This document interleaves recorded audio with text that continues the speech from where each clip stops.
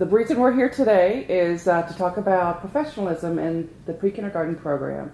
My name is Dr. Tracy Hoffman. I am the pre-K coordinator for the regional campuses on both the Hamilton and Middletown campuses. So we have some directors here, some childcare directors here that will be talking with us about their personal beliefs and philosophies on professionalism. So hopefully this will help our pre-K graduates have successful careers in the future.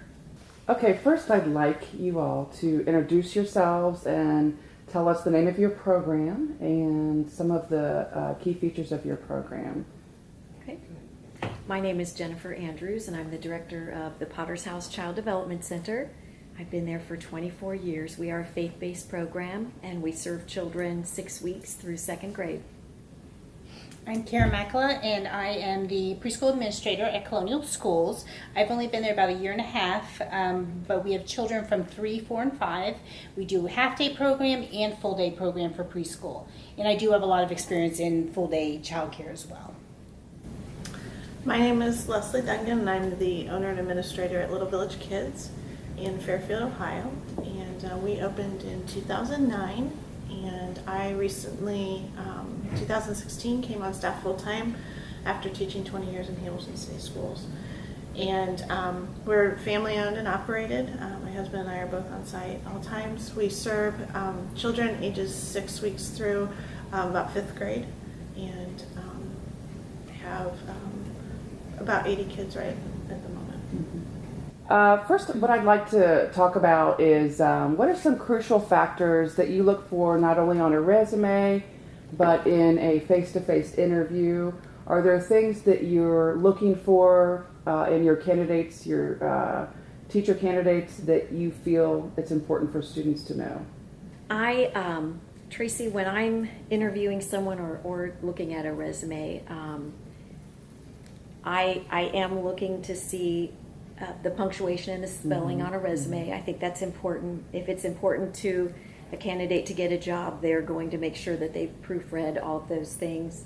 I do check all the references, so on an application or a resume, I encourage people to be careful who they put on there. If I have 3 references and it's their best friends that are their age, that's a little bit of a concern for me. I'm looking for people who can objectively comment on their abilities and their experience and their past successes. When I interview people, we will say it's not fair to judge people by their appearances, but if you really want a job, I'm assuming that you're putting your best face forward. So I'm not expecting a person to look like they're ready for the prom, but I'm expecting that person not to look like they just rolled out of bed or they're getting ready to clean the garage either.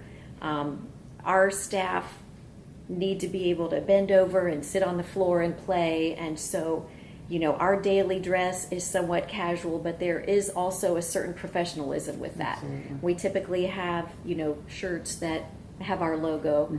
So I am looking for that, and this may sound unusual to some people, but one of the key things I look for in an interview is I want to see who you are. I want to see your personality, and I already know I would want a candidate to know I already know you're nervous. I'm going to grant you a lot of grace for that, and I'm going to do my best to make you feel comfortable.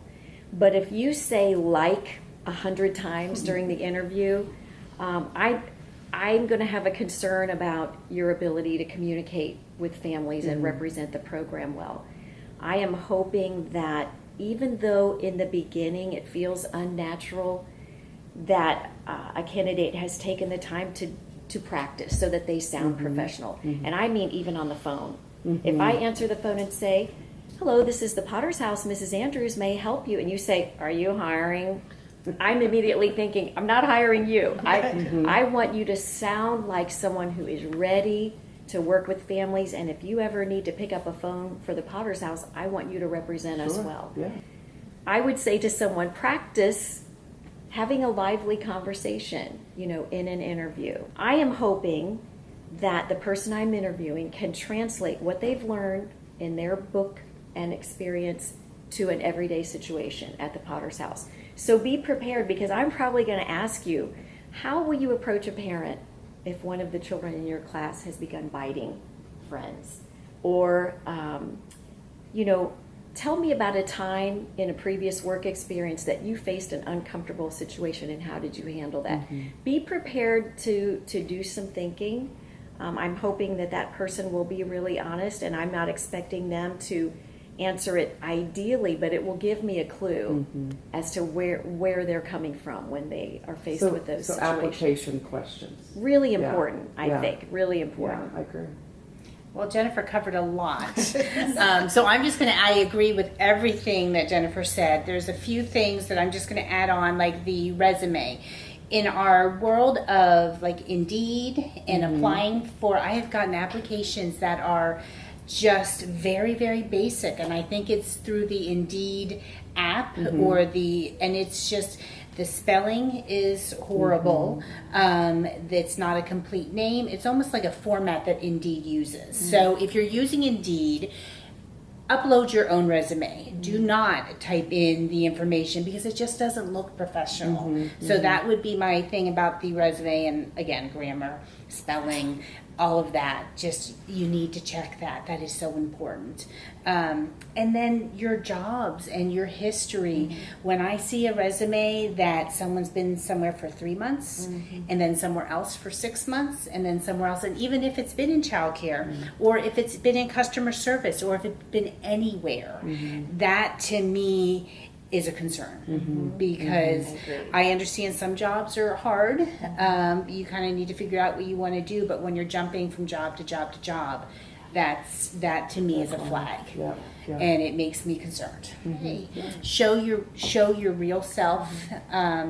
I had an interview with someone that she was super nervous and she didn't have any experience, and she started talking about how she likes to sing and act, and I'm like, you know what, that's awesome. I hired her. She was a fantastic toddler teacher because she did not care. She sang, she danced, she did everything, but she showed a little bit about herself, and it showed me how she could fit into our program, and she was fantastic. And if you're coming in just to pick up an application and you don't think you're going to be interviewed, be prepared, because sometimes people just stop in and say, are you hiring? Well, that's your first impression, even if you weren't planning, but sometimes we can interview right on the spot. So you need to be ready, That's a good point. For that. Well, I will add on to, I agree with all the things you guys have talked about. And to add on to the little or no experience thing, I have hired people with no experience as well. And my thing is, if you are willing to work hard and willing to learn, I will take you on. I am more than willing to mentor and that kind of thing, but you have to be willing to work and to be open to new ideas and that kind of thing. And some of my best employees have been ones that didn't come from another child care center or didn't come from the field and that kind of thing, but that kind of thing. Just a couple of things that are a little bit different, or that we do specifically. We do a 3-interview process. And so we do our initial interview where it's going over the application, talking about questions and that kind of thing. And then if we looks like a good fit, we're going to bring you back in for a working interview. We're going to spend a couple hours going from room to room. And at that time, I get staff input. Did they get down on the floor with the kids? Did they interact with them? Did they ask you questions? What kind of questions did they ask you? I open it up and I say, we don't have any secrets here. If you want to know about our business and if we're for real, I'm going to tell you who we are and what we what our philosophy is, and go ahead, ask my staff if that is who we truly are, and if this is really where you want to be, because they'll be honest with you, and it also shows a confidence in who I have there as well. So I want my new employees to understand, there's strength here. Then we do a final interview after all of that, references are called, that kind of thing. And one of the things that we talk about in there, we call it the big 4. Honesty, confidentiality, loyalty, and maturity. Honesty, own your mistakes, don't try and hide from them, that kind of thing. Confidentiality, I know that is stuff that is talked about in classes and that kind of thing, but it is very important. Don't talk about the kids' situations with other teachers that don't need to know, or with other families. loyalty. It's not necessarily loyalty to us, but loyalty to the center, what's best for the center. You've got our name on your shirt, that kind of thing. And so just making sure that you are always supporting the center and the maturity. High school was a long time ago. We're getting away from that. So now we need to be grown-ups and we need to handle situations in a mature fashion. But then I'm also going to ask you, so tell me about my business. What kind of research did you do before you came in? Do you know anything about us before you come into the situation? And somebody that comes in and says, yeah, I've been over your website. I like this about your website, or I like this. That's huge to me, because then that means that you have really looked into, this is someplace I want to belong and be there for a while. Absolutely. I do want to say that is something that is always evident in interviews, and I meant to mention that when they come in and you say, you talk, what do you know about our program, and they say nothing. Right. Okay, that was to me was a little concerning, because you're working with children. I worked at a program that was a lot of special needs. You needed to do some research before you came to the interview, so that just shows some extra preparation. So kind of moving on with those professionalism. So in the pre-K program, we do over 400 hours of field work, which is more than anyone in the area, in the state, as a matter of fact. And so we have certain expectations when they go out in the field. For example, cell phone policies. So we very much make sure they understand the professionalism piece. So with your programs, what are your expectations with professionalism within the classroom? So you've hired a student and things are moving forward. So once students are in your program, what are your expectations? Depending on what your background and your experience is, just decide as a young professional, you are going to refuse to be part of drama.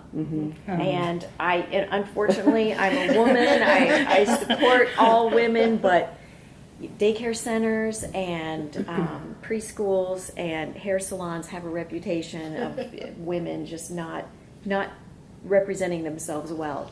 And I personally have found that a lot of people seem to not understand what confidential means. Yeah. I will say, this is our meeting today. What we're discussing is confidential, just me and you. We're going to deal with this. I'm not to talk with anyone else about it. And then 5 other people seem to know all about the story. Well, I know I didn't tell anybody the story. I'm trying to protect people's, personal situations. But gossip is something I don't want to tolerate that at all. And if you have an issue with someone, you are not solving that problem by telling everybody but that person. And I think a lot of times women, especially, we don't want to hurt anyone's feelings, so we don't want to approach that conflicted situation, but we're really just making it worse. So I like what Leslie said about learning and owning, just taking responsibility. You are going to mess up. We all do. So if we mess up, apologize readily and learn from it. The candidates that come from Miami, they've put in a lot of time and effort studying. They have a lot of great knowledge. And now you're beginning your new learning process. You're going to learn from every child, every family, every staff person, every employer.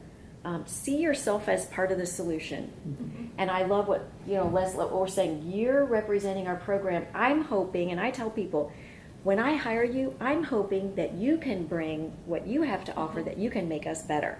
I'm looking for that from you. If I give you a new schedule on paper, it's the beginning of the new school year, it might look great on paper, and it might be a disaster when you're trying to carry it out with a class of 4-year-olds. So come and tell me, give me your suggestions, and I do think it's important to mention when we talk about professionalism about social media. Oh, good point. I know several organizations, they tell people when they interview, we're checking your Facebook page, and we're checking it often because you are representing us. So we're teachers. Everybody at the school is teachers, and you will hear over and over again how we may be babysitters.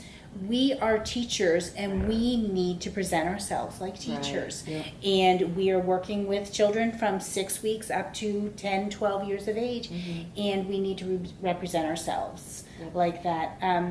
Jennifer talked a little bit about social media. That's a huge one.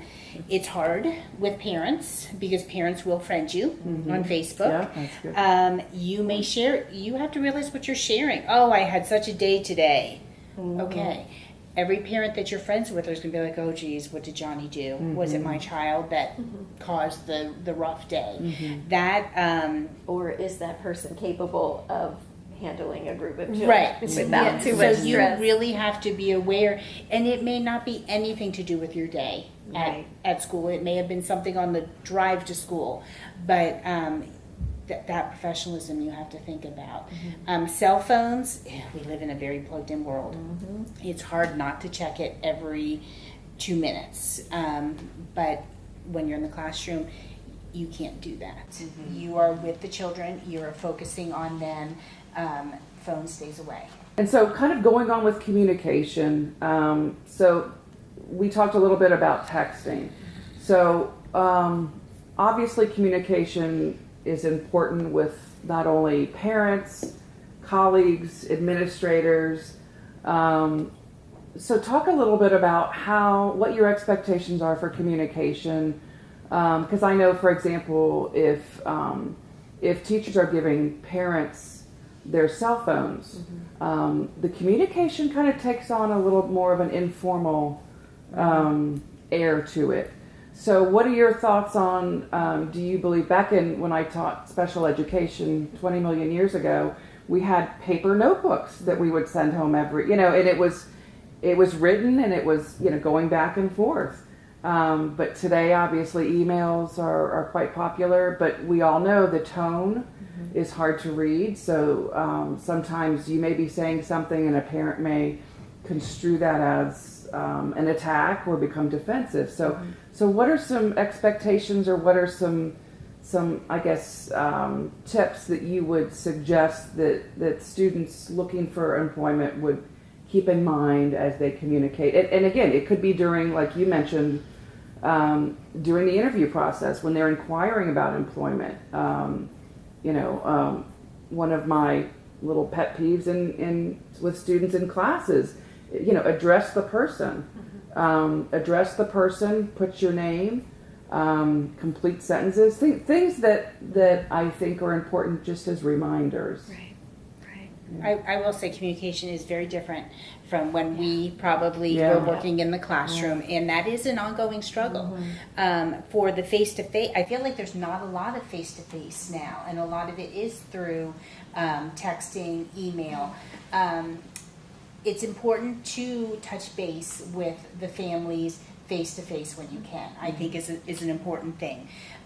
One of my, I'll say pet peeves, is if somebody's having a challenging week, day, month, they want to pull me in and say, let's go talk to the parent. I'm like, well, have we shared this with the parent? Because we need to communicate on a daily basis, however we do, or at least every other day, and share how a child is doing.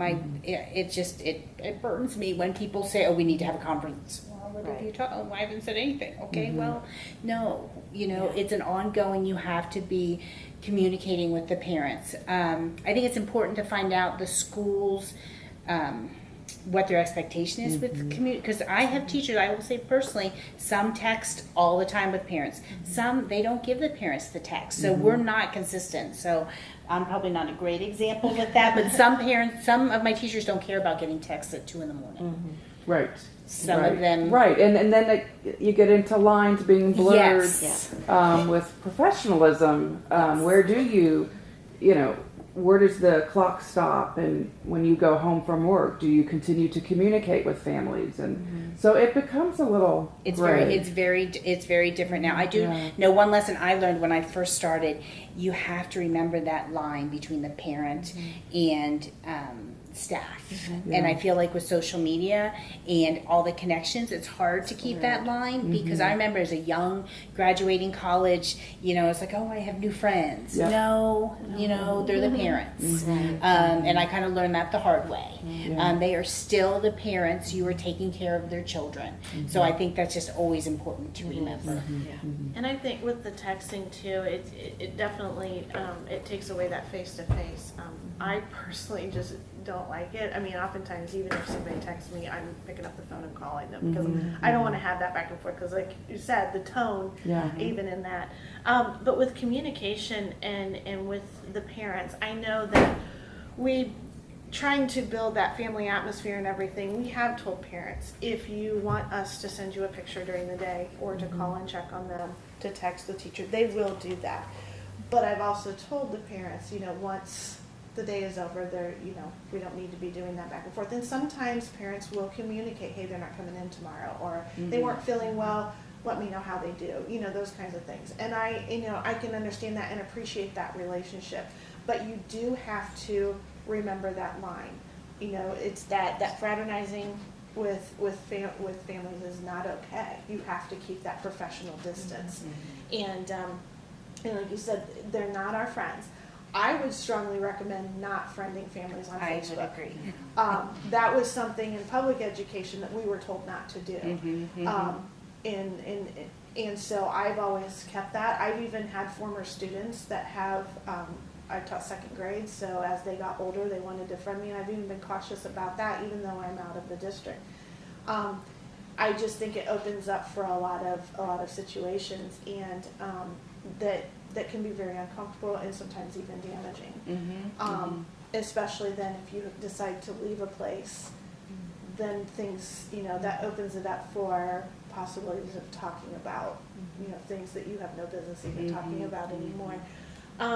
But again, even with the emails and that kind of thing, we were all taught very young how to write a letter. An email should be the same way. You greet them, there's a body, there's a closing, and then your signature. Always be thankful. Always try and be part of the solution and not the problem. I've also taught the sandwich method. Start with something positive, share your concern, and then end with a positive. And it may sound kind of corny, but it goes a long way in trying to get those situations resolved. With the parents, and if you're seeing a concern, even if you're not comfortable yet sharing with the parents, start documenting. Data and documentation is huge in this field, whether it's childcare or public education. If you're starting to notice behavior, start a notebook where you're documenting all that, so you can say, okay, hey, I want to see, I'm noticing a pattern, I'm noticing some triggers. And when you are able to provide that to the parents and say, this is something that's going on, they are going to be a lot more receptive to what you are trying to tell them, as far as that goes. Texting, don't text to call off. And not that we're going to question you calling off, but we want to hear your voice, and if somebody doesn't answer, leave a voicemail. But don't call off work via text. That is very unprofessional. And I think it's just that face-to-face that's really important. A little bit Jennifer talked about. Like, I would have things that would happen in the classroom, and they would all talk about it, and it was silly things like, they didn't like the cheese that we were having for snack. Okay, tell me. It's like, it's okay to share those things with the director, with whoever you're having a problem with, instead of sharing it. Again, it's the drama. Women together, it can happen. It can happen. Just communicate, and that will solve so many problems. I think that it's always dangerous when we put something in writing, no matter what we do. And especially, I think there are times when your center is open for 12 hours a day or whatever. We have some families, they hit and miss the teacher. They don't get to see that teacher very often. One of the things that I would recommend is, if you're having to address something that might be somewhat substantial in writing, have someone else proof it. That's what we say. Because everybody is at a different level of their maturity and experience, and a different personality type. So if you're a black and white type of person and you just need them to know, your child is da-da-da-da-da, and there's no fluff or detail to that, you can almost guarantee that parent is going to be upset. And I learned the hard way, never send a note like that home on a Friday, because they have all weekend to stew and worry, and they come in Monday morning, they're either in tears and panicked or they're angry. But I even if it's face to face and you're talking about a concern, I think that makes all of us a little anxious. That's why it's so important to get to know your families early on when you start. Begin that respectful relationship. Look for the good things to say. And then when maybe there is a concern, then you can say, hey, something we're working on in class right now are friendship skills, and for the past few weeks I've been noticing this. These are the 3 or 4 things I've tried, but I'm not seeing the growth I'd like to see. What do you notice at home, and do you have some suggestions? Let's see if we can work on this together. And just as a Mrs. Andrews' point of view, and you may have found this as well, I have found the one thing that no parent has ever dismissed my concerns about is, hey, in a year or 2, your child's going to be entering school. And in school, this is what the expectation is going to be. So we've got a year or 2 to really work on this and practice every day till we get it right. Most parents, even if they're generally dismissive, when they think about the fact that maybe you are talking about something that their child's really going to need as a life skill. And these, a lot of what we teach in preschool, I think we need to be aware of it and proud of it. We're teaching future life skills. Absolutely. So the sooner these children learn those things, whether it's delayed gratification or thinking of someone else other than ourselves, those are going to come so much easier now than when they're 6 or 7 or 10. So if you have to put it in writing, have somebody else look at it and see, is there room there for someone to take offense? And always, if you can, talk in person, because then you've got the facial expressions and the tone of voice where you can really work that out. And Jennifer added a very important thing, which to me is like number 1 is relationships. And we talked a little bit about appropriate with parent, but to do your job, you need to have that relationship with the parent. If they trust you, your job is just easy. I don't want to say easy, that's probably not, but So much that easier. is my job is so much easier when I have that personal relationship where I can talk to the parent. They trust me. They believe what I say, and it's not me telling them every day, oh, so and so did this, so and so did this. It's just, hey, how are you? Oh, you should have seen this great thing that Johnny did today. Little things like that, building the relationship is, as a teacher, as an administrator, as anybody that works with a child, that relationship with your child and the parent.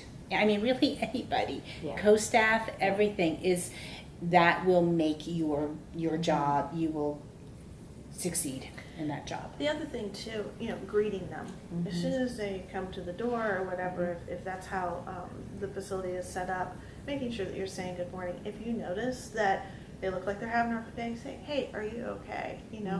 And also take into account at the end of the day, if you do hit them with that situation, they've just come from a long day. They could have had a really bad day at work, and their reaction may not be to that situation and not to do with you personally as much as what they've had to deal with all day.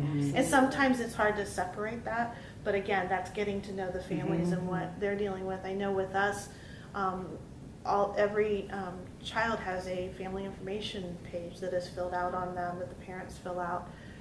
Make sure that if your particular place of employment doesn't have something like that, find one, create one, so that you can get to know your families and what about them. Because the more you can know about what this child is going through, are they with one parent 1 week and the next parent another week, or the shared parenting, or whatever those situations, those are going to play huge factors into their daily lives and how they interact with peers and that kind of thing. So that's important as well. Again, keeping the confidentiality, but getting to know what you can do to help in that situation. Yeah, even what they're wearing. That is Yeah. a cool chase shirt you have on today. Exactly right. Something like that every day to every child. Oh, those are cool shoes. Those, I bet you run fast with those. Yes. You And know, then things. they run. And then they run. Outside. But I mean, it really is, our job is really about relationships. And if you can create those relationships, you're going to be an awesome teacher. Absolutely. And if I can kind of jump on that as well, part of the professionalism, and I think what I know all 3 of us, and Tracy, you as well, would hope is that that our young professionals are able to, and this is a big growth step, but we're all going to have like our personal preferences. Mhm. We're drawn to certain personality types. You are going to meet children that you don't immediately like very much. I'm just kind of being really gut level honest here right now. Right. Children who display behaviors that just set you off. Mhm. And you have to learn emotionally how to overcome that and see that child more objectively.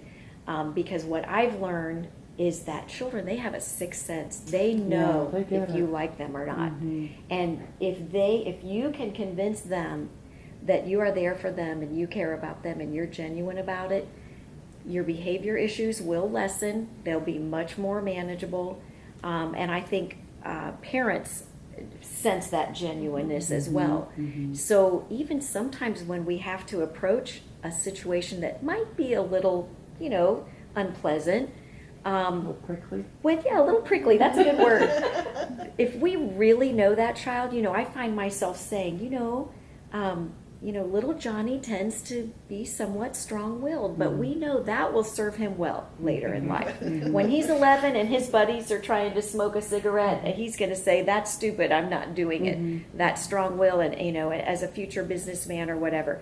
So we don't want to change anybody's personality. We're helping channel who that little person is into... Channel, I like that. Yeah, we're channeling, we're molding and shaping so that they can use that to ensure their success, and to build relationships. But when you can share the daily reports of just the little light bulbs that went off, and they can be so insignificant. I find myself saying, I know some people would think this would be silly for me to share, but because you're the mom, I know you're going to get it. Those are the moments where a parent is going to realize, you know what? Karen really knows my child. And they appreciate it. Yes, They do. And Yeah. she sees the good in him. So then, if we do have some issues Yes. later, it's coming from someone you already trust. Yeah. This It's has hard. been awesome. And it is, and not to brag, but I think Miami, our pre-K program is absolutely amazing. The students we have go through the program, put their heart and soul into everything they do. So this will hopefully help them to, and some of them may just need some reminders in different areas. And there's obviously a lot of anxiety when you do look for employment and you want to find the right match. Right. So this information is so helpful. Yeah. And you all, I just think the world of your programs and You're so your kind. directing abilities. So I appreciate your time. And I think all three of us would want to say to any of your students, Tracy, there is a lot to learn and you will always learn. And I think anybody that works in a university is saying, hopefully you're lifelong learners, but this job requires a lot, but it is so fulfilling. If you love working with children and the thought, it's all worth it. Yeah. It's exciting.